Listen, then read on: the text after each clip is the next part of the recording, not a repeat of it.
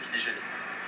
Et oui, je me fais insulter pour ça, mais si vous saviez à quel point c'est efficace. À l'ère du numérique, beaucoup peuvent s'improviser experts dans plusieurs domaines. Le monde de la nutrition n'y échappe pas. La nutrition, c'est juste des zones grises, puis dans des vidéos comme ça, on prétend que c'est très noir ou tout blanc, mais c'est tout à fait le contraire en sciences, puis surtout en nutrition. Bien que le phénomène ne soit pas nouveau, les professionnels de la mise en forme et de la nutrition s'entendent pour dire qu'il a explosé à la suite de la pandémie, un phénomène qui comporte ses risques. Pour les gens, le risque principal, c'est clairement de développer des problèmes dans leur relation avec la nourriture puis avec leur corps. Ghislain Séjourné soulève également l'enjeu du manque de proximité avec les clients.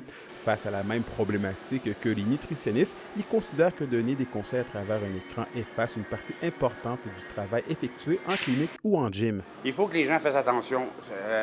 Ça fait 45 ans, je n'apprends encore. Quand les gens là, qui prennent un programme sur Internet, dis-toi une chose, ils ont 100 de la paye, mais ils font 35 de l'ouvrage.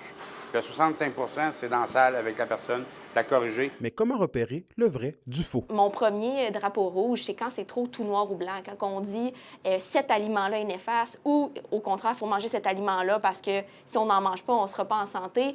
Il n'y a aucun aliment à lui seul qui peut améliorer ou dégrader la santé. Tout est une question de fréquence, de combinaison. L'Ordre des diététistes nutritionnistes du Québec se dit aussi préoccupé par l'enjeu et indique que des mécanismes sont en place pour prévenir les risques. Le genre d'intervention qu'on pourrait faire, ce serait de sensibiliser la personne, par exemple, de lui offrir un coup de fil, de lui expliquer pourquoi on pense que c'est préjudiciable pour le public, ce type d'information-là. Dans la vaste majorité des cas, les gens vont collaborer là, à cet endroit-là. Joëlle Aymon ne croit pas que tous les conseils donnés sur le web sont néfastes. Ils méritent toutefois, selon elle, une attention particulière. C'est pour ça qu'on fait plusieurs campagnes de sensibilisation, dont la campagne Apparence trompeuse qui est menée avec l'Association de la santé publique du Québec, pour venir outiller la population à reconnaître à planter des drapeaux jaunes puis des drapeaux rouges pour reconnaître des recommandations en nutrition qui pourraient être dangereuses ou qui pourraient porter préjudice à la santé.